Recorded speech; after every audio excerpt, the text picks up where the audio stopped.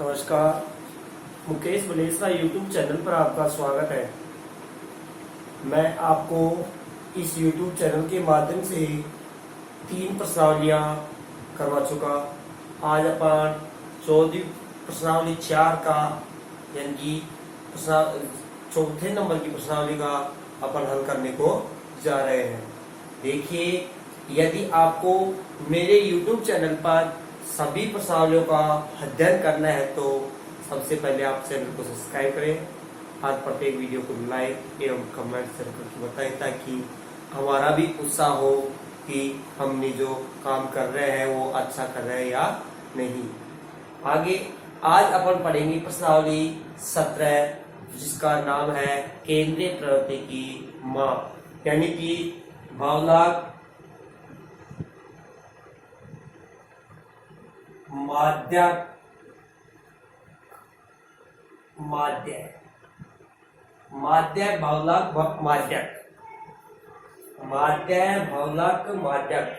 क्योंकि पहले अपन माध्य, इस माध्य को अपन समांतर माध्य भी कह सकते हैं।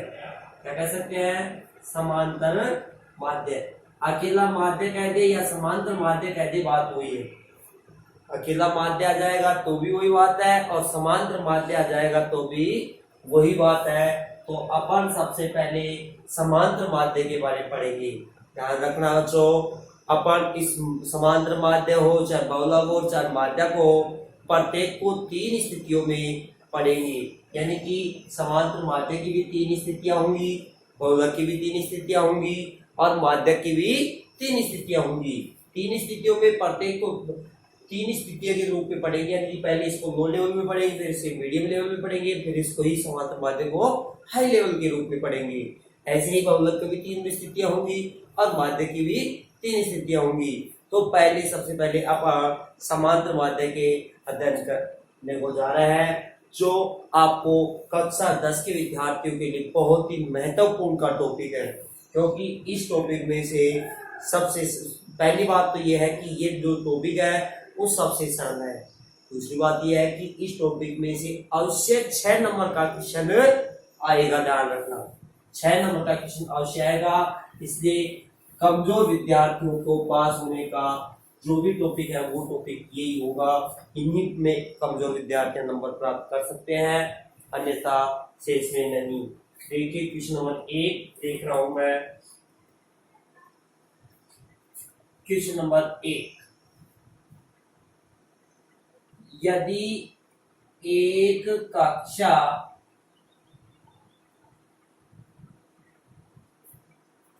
में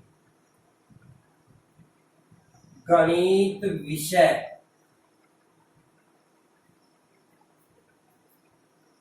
में 10 छात्रों के प्राप्तांक 52, 75, 40, 70, 43, 40, 65, 35, 48 और 52 हो तो समांतर माध्य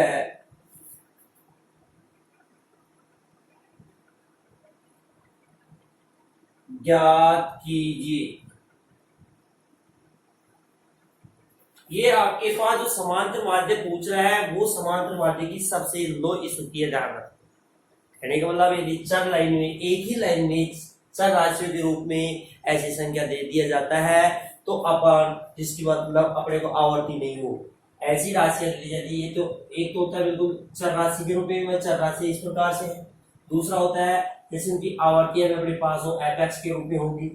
तीसरी होगा कि ये संख्या वर्गंतराल में होगी, उसके माध्य निकालना। फिर चर राशि के रूप में जो माध्य पूछ रहा है उसको ज्ञात करने का तरीका अपने पास है आंकड़ों का योग बटे आंकड़ों की संख्या। ये जो संख्या है इन सभी संख्याओं का योग कर लेंगे और जितनी संख्या है उनका इसमें क्या लगा देंगे, भाग लगा देंगे, तो अपने पास इसका समाधान प्राप्त हो जाएगा। ध्यान रखना, पहला क्वेश्चन अपने पास, इसका माध्य सूत्र क्या लगाएंगे, समांतर माध्य का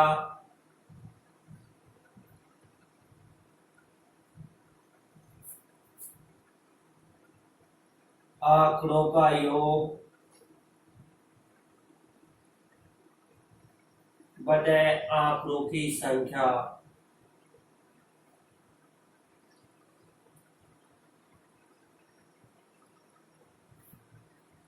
योग कीजिएगा, 52 प्लस में 75 प्लस में 40 प्लस में 70 plus 43 plus 40 plus 65 plus 35 plus 48 plus 52 बटे में संख्या कितनी है ये, क्योंकि पहले करेंगे एक कक्षा के में गणित विषय के 10 छात्र 10 है, तो संख्या भी 10 ही होंगी, 1 2 3 4 5 6 7 8 9 10, 10 का क्या लगा दोगे, भाग।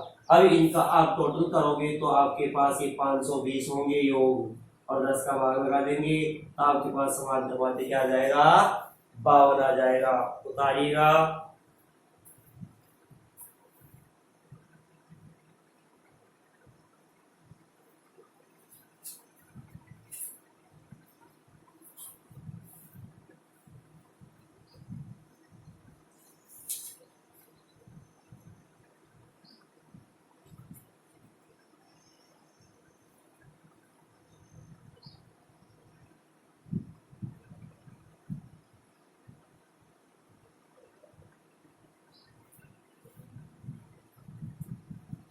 उतार लिया आपने इसको।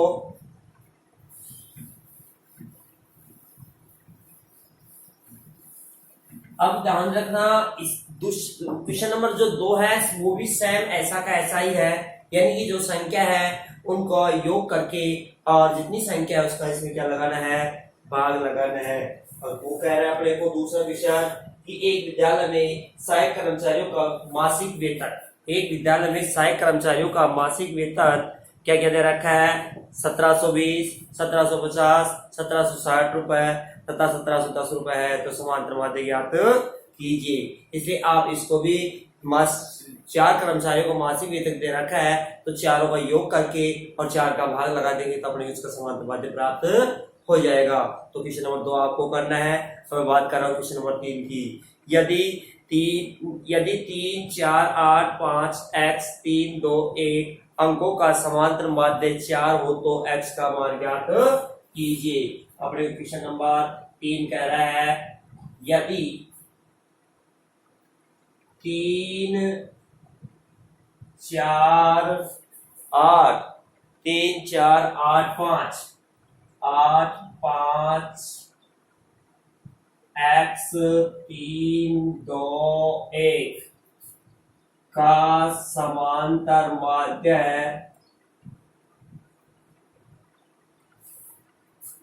4 हो तो x का मान ज्ञात कीजिए। अपने को इस संख्याओं का समांतर माध्य दे रखा है और ज्ञात क्या करना है आपको, x का मान। देखिए मैंने आपको पहले बताया था कि जब जो चीज अपने को ज्ञात करनी है उसका अपने पास यदि कोई फॉर्मूला नहीं होता है तो अपने को जो दे रखा है उसी का फॉर्मूला लगाया जाता है। तो यहाँ अपने को x का मान ज्ञात करना है, x का मान ज्ञात करेगा कोई फॉर्मूला नहीं, बताओ है क्या आपके पास। जब इसका x का मान का फॉर्मूला नहीं है तो दे क्या रखा है, समांतर माध्य। क्या दे रखा है आपको, समांतर माध्य। तो समांतर माध्य ज्ञात करने का फॉर्मूला लगा दीजिएगा ताकि आपको x का मान प्राप्त हो जाएगा। समांतर माध्य का फॉर्मूला क्या है, समांतर माध्य अभी बताया मैंने आपको, आंकड़ों का योग बटे आंकड़ों की आंकड़ों का योग बटे आंकड़ों की संख्या। अब आंकड़ों का योग करेंगे तो अपने पास 3 प्लस में 4 प्लस में 8 प्लस में 5 plus x plus 3 plus 2 plus 1 संख्या कितनी हो गई 1 2 3 4 5 6 7 8 संख्याओं को दोनों जगह काउंटिंग कर लिया करो यहाँ भी और यहाँ भी तो यहाँ 1 2 3 4 5 6 7 8 क्योंकि कई बार अपन जल्दबाजी की वजह से यहाँ बीच में संख्या छोड़ देते हैं और अपने पास फिर यहाँ काउंटिंग करें संख्याओं में अंतर आपको मिलेगा और अंतर मिलेगा तो आपके आंसर सही नहीं आएंगे। इसलिए ये ध्यान रखना जल्दबाजी नहीं है, जो संख्या यह है उनको सबको इसी रूप में उतारना है और फिर भी काउंटिंग कर लिया करो कि यहाँ कितनी संख्या है और यहाँ कितनी है ताकि अपने सवाल कोई गलत न हो। अब माध्य समांतर माध्य क्या है आपके पास 4। अब ध्यान देना 4/1 लगा दो इसको तो इनका योग करेंगे 3 4 7 और 8 15 5 20 20 3 23 2 25 और 1 26 26 प्लस x ये x इसमें नहीं जुड़ेगा क्योंकि कभी भी चर राशि को अचर राशि में नहीं जोड़ा जा सकता है, इसलिए 26 प्लस x ही लिखेंगे। बहुत से बच्चे इसको 26x कर देंगे, यदि 26x कर रहे हो तो आपका ये क्या हो जाएगा गलत हो जाएगा। क्यों हो जाएगा क्योंकि आप 26 में x जोड़ नहीं रहे हो, आप इस 26x का मतलब क्या कर रहे हो कि 26 को x से क्या कर दिया आप गुणा कर दिए और गुणा कर दिए तो यहाँ आपको जोड़ना है ना आप वहां कर रहे हो 26x लिख रहे हो तो क्या कर रहे हो आप गुणा कर रहे हो, इसलिए आपका गलत हो जाएगा। ध्यान रखना अपने को इसको इसी रूप में लिखना है 26 प्लस x के रूप में। अब अपने को x का मान याद करना है तो x का मान याद करने के लिए क्या करेंगे अपन वज्र गुणा करेंगे और वज्र गुणा करेंगे इसको 1 से इंटू करेंगे तो 26 प्लस x ही रहेगा और 8 चौक 32 x का मान अपन निकालेंगे तो 32 ये 26 को उधर पक्षांतर करेंगे किसका हो जाएगा माइनस का हो जाएगा और 26 घटाएंगे तो क्या शेष रहेगा अपने पास 6। x का मान क्या प्राप्त हो गया 6 प्राप्त हो गया। उतारिएगा इसको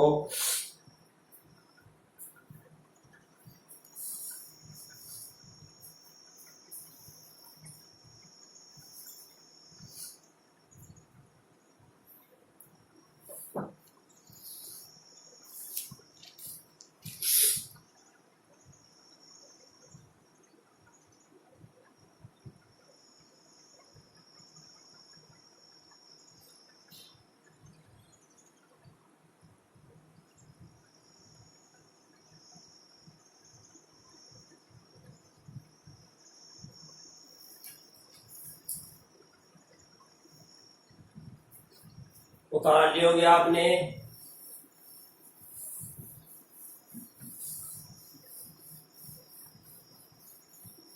अब ध्यान देना अपने पास अगला क्वेश्चन है क्वेश्चन नंबर 4 जो भी आप ही को करना है क्योंकि वो भी इसी का जैसा है। उसमें बता रखा है कि क्रिकेट के एक खिलाड़ी के द्वारा जो 10 पारियों में रन बनाए गए हैं वो रन अपने को दे रखे हैं। अब उन 10 पारियों में बनाए गए रनों की औसत संख्या अपने को ज्ञात करनी है, औसत या समांतर माध्य अपने को ज्ञात करना है। तो औसत ज्ञात करना है तो भी बात हुई है, औसत और समांतर माध्य में कोई अंतर नहीं है, ध्यान रखना।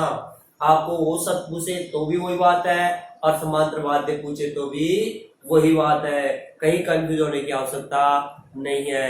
अब इसमें ध्यान देना अगला 5वां क्वेश्चन भी आप करना है कि एक मासिक परीक्षा में 10 विद्यार्थियों के द्वारा अंग्रेजी में प्राप्त किए गए अंकों के समांतर माध्य की गणना कीजिए। इस 5वें क्वेश्चन में मैं थोड़ा सा बता रहा हूँ आपको क्वेश्चन नंबर 5 में कि आपको ऊपर तो दे रखा है अनुक्रमांक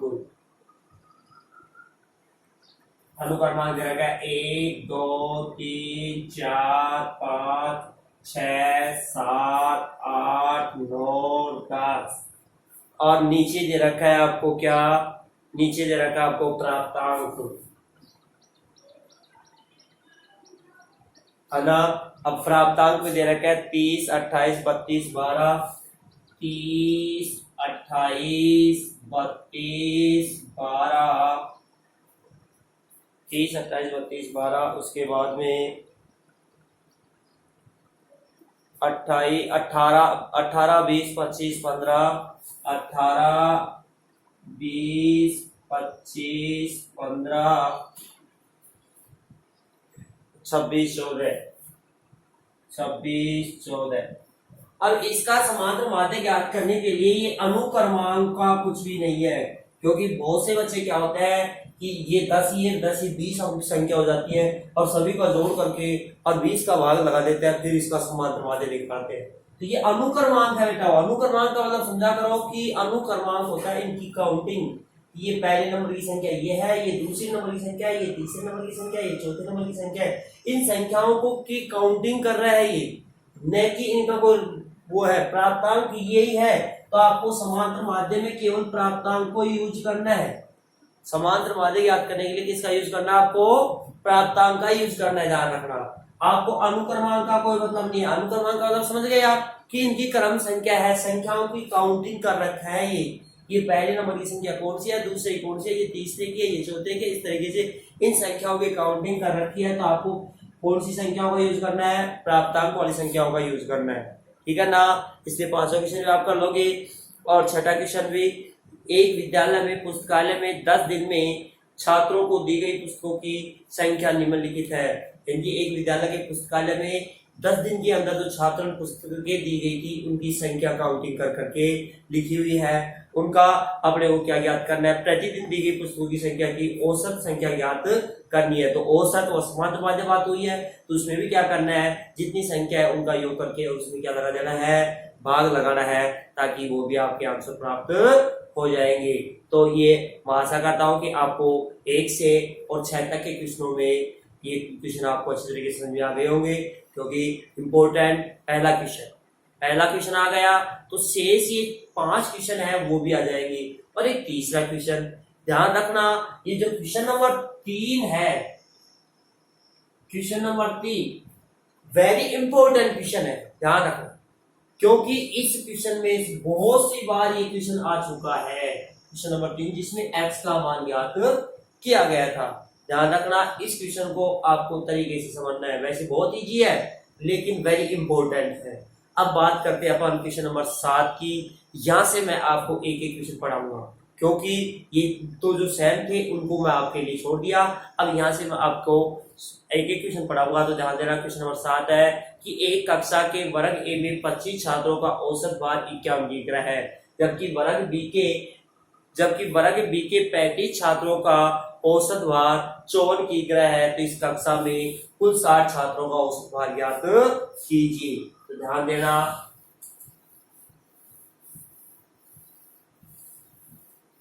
एक कक्षा में 2 वर्ग है। वर्ग का मतलब समझ रहे हो? 2 सेक्शन है। एक कक्षा में कितने सेक्शन है? 2 सेक्शन है। कक्षा 10 है ना, उसमें ए और बी 2 सेक्शन है, ध्यान रखना। तो अपने को कह रखा है कि वर्ग ए में कितने छात्र हैं? 25 छात्र। वर्ग ए में यानी कि ए सेक्शन में कितने छात्र हैं? 25 छात्र। तो वर्ग ए के 25 छात्रों का औसत भार 51 केजी। वर्ग ए के 25 छात्रों का औसत भार क्या है? 51। औसत का मतलब जानते हो? एवरेज। औसत का मतलब एवरेज। जैसे 25 है, अपने पास 25 छात्र हैं, किसी छात्र में 48 किलो है, किसी छात्र में 56 किलो आ गया, किसी में आ गया मान लीजिए 49, किसी में आ गया 50, किसी में आ गया 58, किसी छात्र में आ गया जैसे 52, किसी में आ गया जैसे 51। ऐसे सब में अलग अलग है, लेकिन इनका एवरेज निकालते हैं। अभी औसत निकालना बताया था ना, आंकड़ों का योग आंकड़ों की संख्या, उसके द्वारा यदि इनका एवरेज याद करते हैं तो एवरेज कितना आता है? 51। प्रत्येक छात्र का एवरेज क्या आता है? 51। अब बताइए, एवरेज 51 आ रहा है, यानी कि एक छात्र का एवरेज, औसत का मतलब होता है कि एक छात्र का जो वजन है वो एवरेज के हिसाब से कितना आ रहा है? 51। तो 25 का टोटल योग कितना हो जाएगा? इसके लिए अपन इसको क्या कर देंगे? 25 से इंटू कर देंगे। एक में 51 आ रहा है तो 25 छात्रों में कुल कितना भार होगा? इसलिए 25 से गुणा करोगे कि नहीं करोगे? तो अपन इसको 25 से गुणा कर देंगे। तो ध्यान रखना, देखिए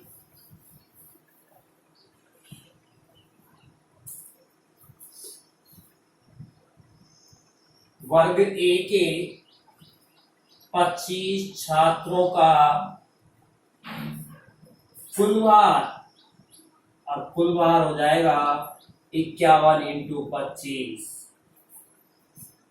25 से कम 25 दो, 25 5 125 दो 127, यानी कि 1275 किलो हो गया। कितना हो गया? 1200। यानी कि 25 छात्रों में वजन कितना था? कुल 25 छात्रों का वजन था 1275 किलो। अब ध्यान दीजिए, वर्ग बी के 35 छात्रों का औसत भार 54 केजी। वर्ग बी के 35 छात्रों का औसत कितना है? 54 है। तो वो जब औसत 54 है, एवरेज 54 है, 35 छात्रों का एवरेज 54 के हिसाब से एवरेज है, तो 35 का कुल वजन क्या होगा? वही बात आ रही है ना। तो वर्ग बी के 35 छात्रों का कुल भार, और ये हो जाएगा 54 इंटू 35। तो 35 चौक 140, 14, और 35 पंजो 175, और 14 175, और 14 को जोड़ेंगे तो 9 189, 1890 केजी हो गए। कितना हो गया? ये 1890।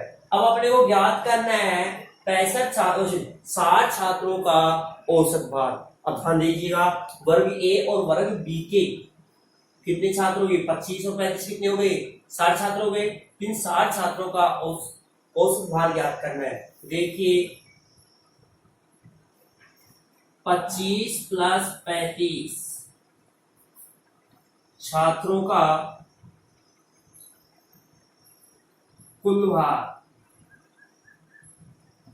25 छात्रों का कुल भार 1275, और 35 छात्रों का कुल भार, 35 छात्रों का कुल भार कितना आया? 1890। इनको जब इन छात्रों की संख्या को जोड़ा जा रहा है तो इनके कुल भार को क्या कर देंगे? अपन योग कर देंगे। तो योग कीजिएगा, ये तो हो गए 60 छात्रों का कुल भार क्या हो गया?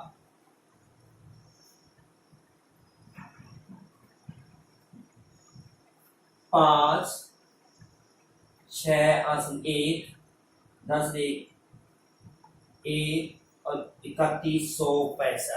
60 छात्रों के कुल भार कितना होगा? 3165। जब कुल भार आ गया तो औसत भार निकाल लीजिए। योग आ गया आपके पास, संख्या कितनी है छात्रों की? 60। तो 60 क्या लगा देंगे और इसमें भाग लगा देंगे, तो 60 छात्रों का औसत भार आपको प्राप्त हो जाएगा 3165 में भाग लगा देंगे किसका? 60 का। अपने पास आ जाएगा, भाग दीजिएगा, 6 का भाग, 6 का भाग दीजिए, 6 पंजे 30, 1 6 दूनी 12, शेष रहा कितना? 4, और लगा दिया 45, 6 7 45, शेष रह गए 3, 6 पंजे 30, 52.75 केजी एवरेज आएगा। इनका औसत भार आएगा। उतारिएगा,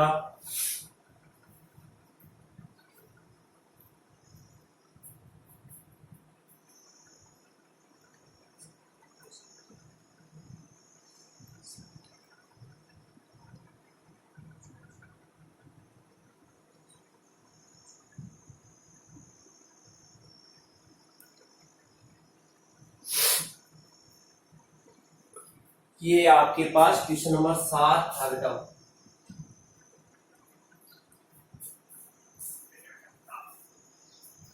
अब देखिए क्वेश्चन नंबर 8। क्वेश्चन नंबर 8 कह रहा है कि 5 संख्याओं का औसत 18 है। 5 संख्याओं का औसत कितना है? 18। यदि एक संख्या हटा दी जाए तो औसत 16 हो जाता है। तो हटाई गई संख्या ज्ञात कीजिए। ध्यान दीजिएगा, क्वेश्चन नंबर 8, 5 संख्याओं का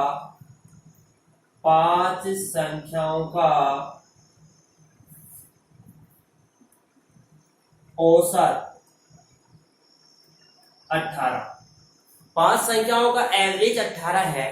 18 के हिसाब से एवरेज चल रहा है, तो उनका योग क्या हो जाएगा? वही पिछली वाली बात आ गई। तो 5 संख्याओं का योग क्या होगा?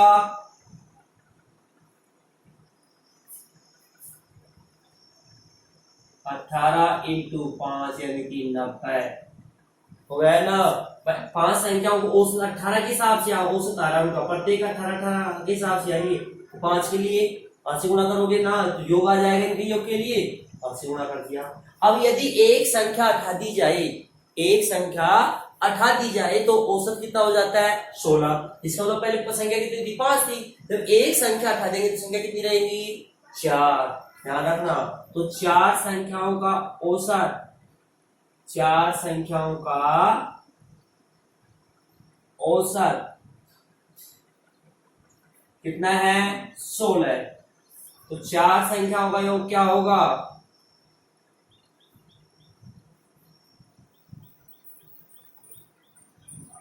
वही 16 इंटू 4 यानी कि 64। अब 4 संख्याओं को योग 64। अब ध्यान रखना, जो 28 की संख्या पूछ रहा है वो आपके पास आ जाएगी। 5 संख्याओं का योग देखे 90, 4 का योग देखे तो 64। तो यदि 5 के योग में से 4 का योग घटाएं तो जो 28 की संख्या थी वो आपको प्राप्त हो जाएगी ना। ध्यान देना, 28 की संख्या, 28 गई संख्या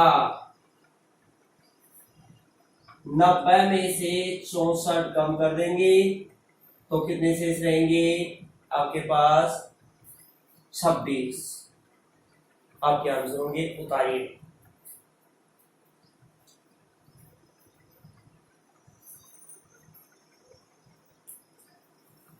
आज अपन इतना ही पढ़ेंगे, नेक्स्ट जो आगे है वो नेक्स्ट वीडियो में। आशा करता हूँ कि मेरे द्वारा पढ़ाया हुआ आपको समझ में आ रहा होगा, और जो क्वेश्चन मैं आपके लिए छोड़ा हूँ उन क्वेश्चनों को आपको हल करना है। फिर भी यदि किसी क्वेश्चन के आंसर आपको नहीं आते हैं तो मेरे कमेंट्स में बताना है, ताकि उसको मैं आपको अलग से समझा सकूँ। धन्यवाद।